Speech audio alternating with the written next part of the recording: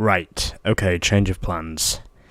Initially, I said I was going to do Cars 3 as my next playthrough, but because my PlayStation 3 has been crashing on me more times than it frequently does, it was a lot easier for me to just revert back to my PlayStation 2, and basically we're now going to do instead the other game I put in my poll, and also the game that I actually wanted to do before I did Cars 3.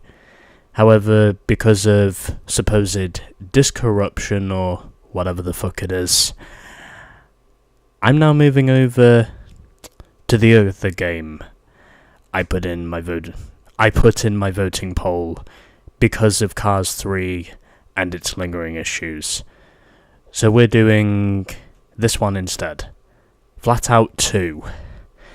Available to play, as I look on Game FAQs, for the PlayStation 2, the Xbox, the PC, and also for the Apple Mac. And in terms of release dates, I'm looking at the release dates from the FlatOut wiki, by the way.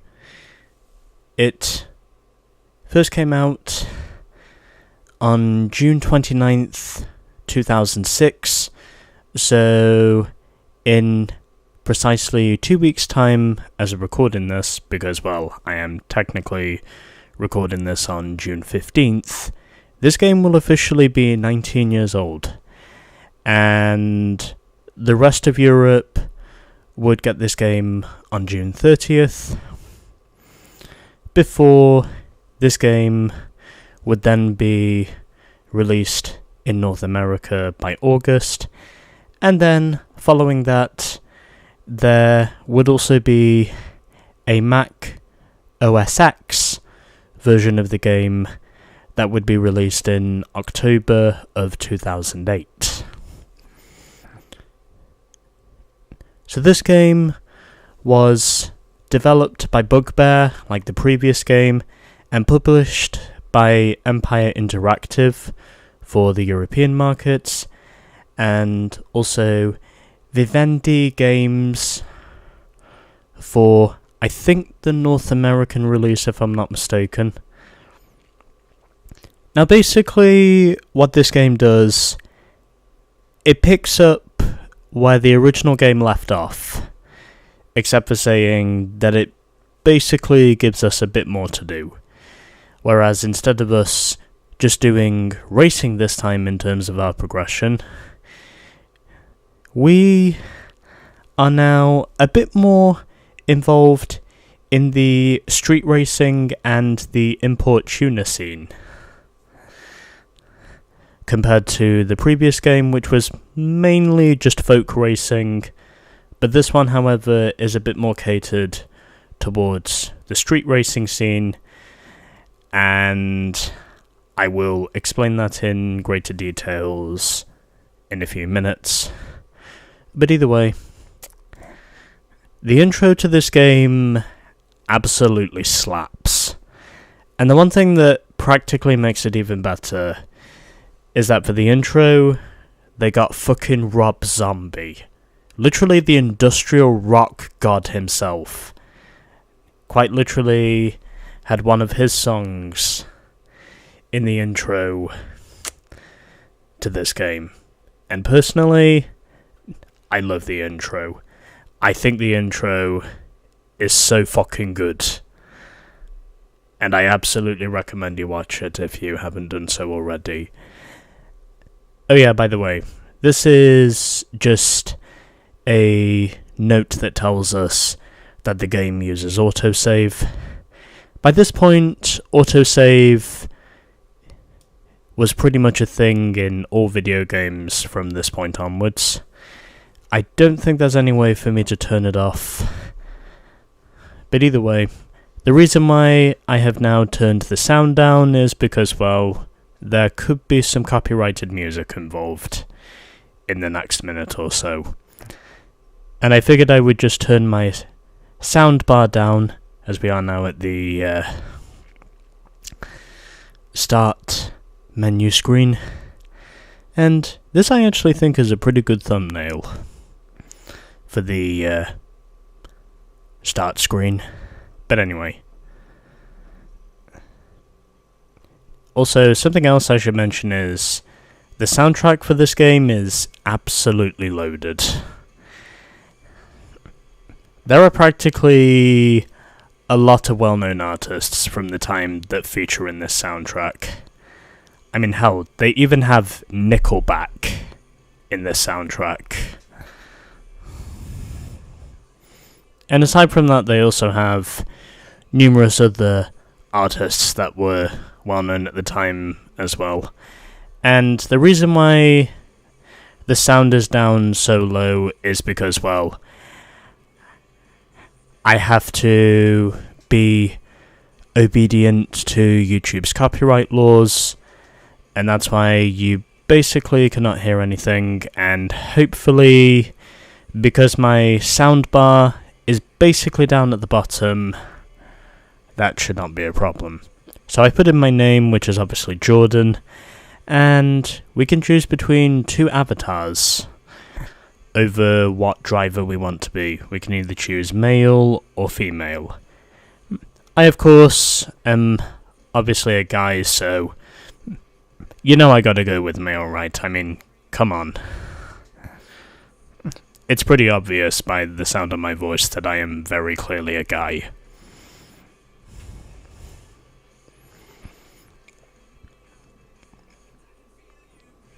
Plus, the other reason I chose to switch back to my PlayStation 2 as well, because it's just a lot easier for me to set up my PlayStation 2 compared to my PlayStation 3. There's not as many wires involved, and it's also just easier for me to hook everything up again. And I really do hope that the copyright bots cannot hear the background music, even though it is actually playing a really cool song by Yellowcard. But yeah, they actually have a lot of really good artists in this soundtrack. If you're into the alternative rock nu metal scene, then this is pretty much the soundtrack for you. And I'm gonna turn that right down, and now I'm going to head back. Music is now off, so I can actually enjoy myself again. I also might as well turn down the sound effects just a little bit so they're not overruling my voice. And in terms of my speed, I'm going to switch from kilometers to miles because, well, British bias, and also because, well, I just prefer imperial units to metric units, and also because British bias, as I said before. And the controls look to be okay. I can work with those, and got all those. I'm pretty sure there's no way for me to turn off the autosave. I should also mention that load times in this game, they do take a little bit longer than they would in most of the games, but I think that's fine either way, because personally, I'm okay with it. And we also get all of these as well. We get the credits, the making of the game, and we also get the cheat codes. Also, in terms of artists that this game has, well, it has the likes of Rob Zombie, as I mentioned before. There is also Papa Roach, Wolfmother, Yellowcard. I think they also have Rise Against in this soundtrack as well, if I'm not mistaken. But basically what this game has is it has a lot of well-known alternative rock, punk rock, and basically new metal artists that were well known at the time. So in terms of our modes for single player, we've got career, single race, single stunt, single event, and also single derby. Or as we pronounce it here in England, single derby. We also have multiplayer, and we can also change the profile.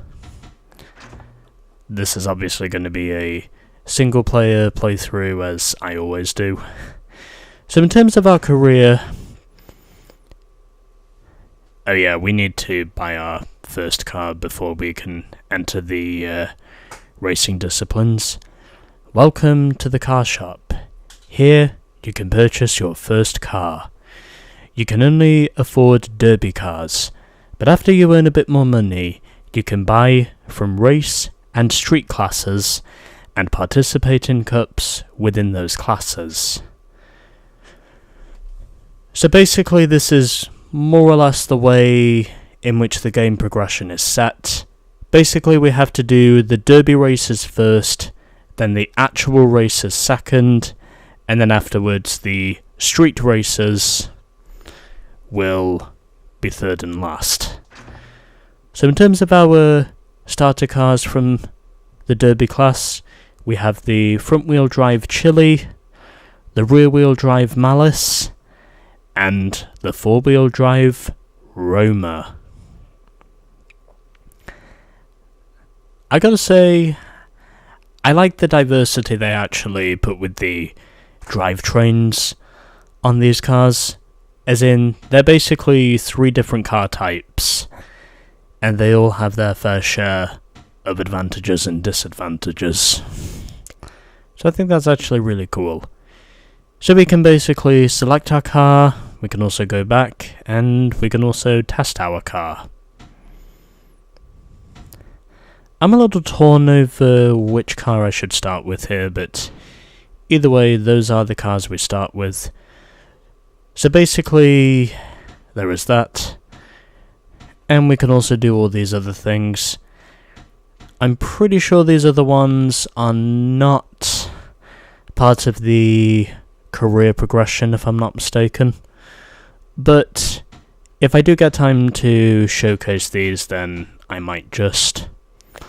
But now, I think to end off this introduction, I might actually get my first car, because I do actually want to showcase the career classes. I kind of want to start with the Chili, because then I'll be able to get some good starting money, but because I also know that derbies are going to be involved, I'm actually considering I start with the Roma. I know I may lose all my money, but I do get a pretty decent value for money, both in terms of handling and also in terms of strength. It's also not too heavy. I will have to do some grinding to get the upgrades fitted, but I think just because I want to make sure that I'm doing this properly. Oh yeah, we do also get loading screens with the racers that we get in this game. I'm also pretty sure that we cannot change over from automatic to manual. But again, because this is a simple racing game, it's kind of understandable to see why they would not exactly be open to the idea of doing manual transmission. Although I did think that was a pretty cool feature in the previous game. In this game, I'm actually okay with them not having manual transmission, presumably because they wanted to make the game as simplified, but also as what's the word? They wanted to make this game as simplified but as alluring as possible.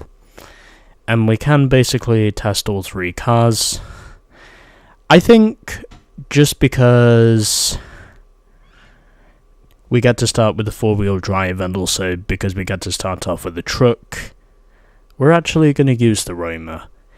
I know top speed doesn't really help us out, but I reckon we should be okay.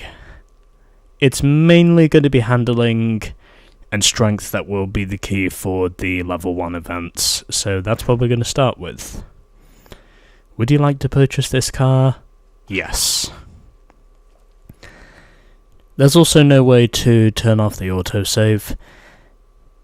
I think I also had something similar to this in Midnight Club 3 as well, where you basically go through some introduction clips on how the garage works and also how to select your cars. But with this one, you basically just get title cards, just giving you descriptions on pretty much how everything works. Welcome to the career mode menu. Here, you can check the cars you have in the garage, buy new cars from the car shop, upgrade existing ones in the upgrade shop, and go race against opponents and earn more money while you progress. So we have 4 different options here. We can either go racing, look at our garage, head to the car shop, or go to the upgrade shop. So these are the race events we have. We've got 3 different types here, as we've got the derby class, the race class, and the street class. I think overall we have a total of precisely 27 different cups to beat here, as well as 27 events, which, all in all, if my maths is correct, it equates to a total of precisely 54 total events that we can do in the career.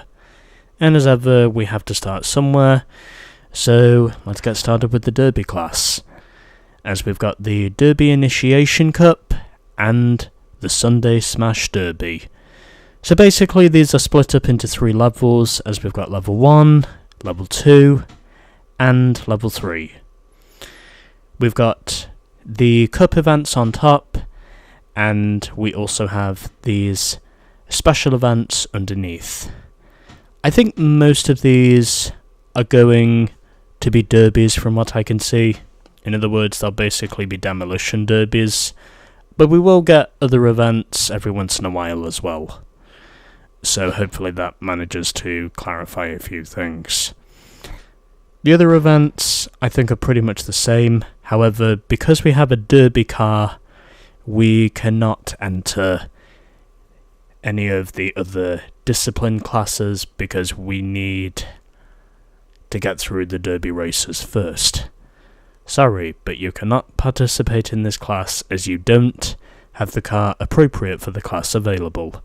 You should continue on your current class and earn a bit more money so that you can purchase a car fit for this class.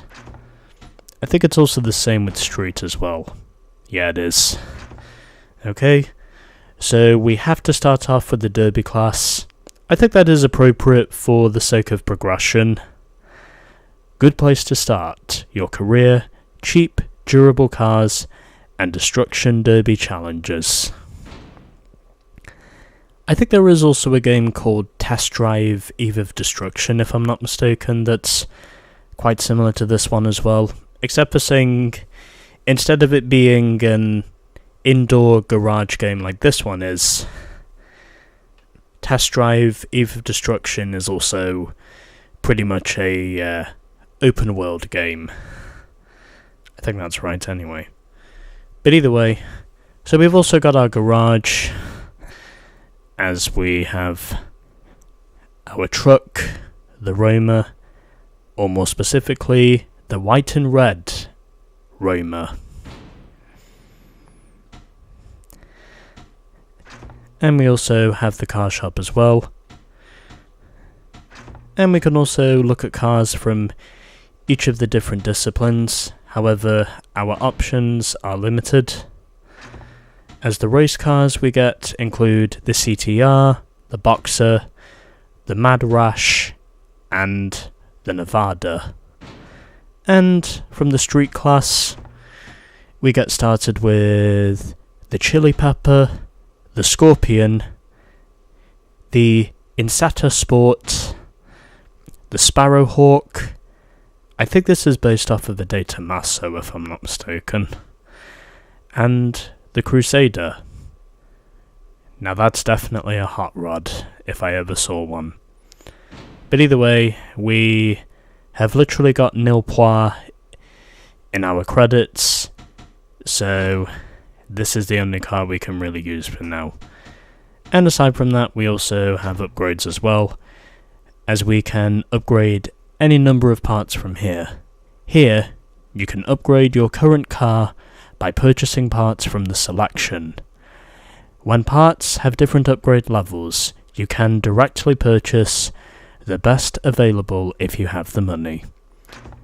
So the parts we can upgrade include the engine, the gearbox, the exhaust, suspension, tyres and brakes, and also the body. Basically the sorts of things you would come to expect in pretty much every progression-based racing game, if you will. Upgrades have pretty much been playing a factor in racing games up to this point for the best part of, I would say, less than a decade. Up to this point, anyway. So hopefully that's pretty much given you everything you may want or need to know about FlatOut 2. And I think that's actually going to do it for this introduction. I have more or less spent enough of your time basically rambling about the game and trying to give you a self-explanatory description of each mode in this game. And next time, we will be making a start with the Derby class. So that'll do it for the introduction, and I will see y'all for the start of FlatOut 2.